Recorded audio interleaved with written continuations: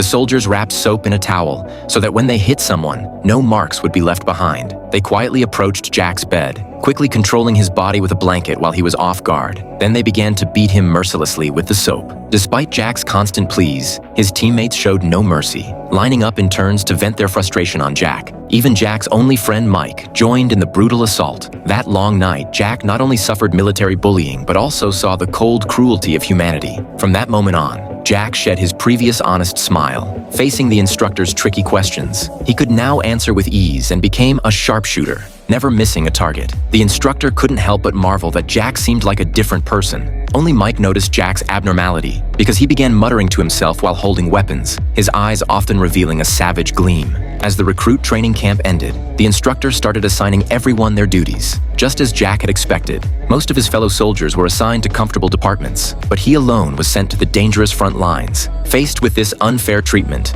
Jack immediately decided to seek revenge. That night, while soldiers were patrolling the dormitory, a strange noise suddenly came from the bathroom. When someone entered, they found Jack sitting on the toilet, staring ferociously.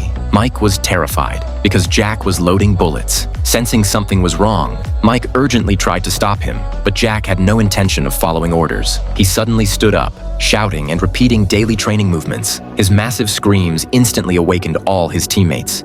Even the instructor rushed over angry as always. He burst into the bathroom and began cursing. However, when he heard from Mike that Jack had live ammunition, the instructor's demeanor changed instantly. Smiling apologetically, he begged Jack to put down the gun, but Jack completely ignored him. The instructor, furious, began verbally attacking Jack's character. Little did he know Jack fired a shot, and the instructor could never bark orders again. Jack finally released his long-suppressed rage. Then he turned the gun toward Mike, but he didn't shoot his former friend. Instead, he sat down on the toilet, pointing the gun at himself. This thought-provoking film is called Full Metal Jacket.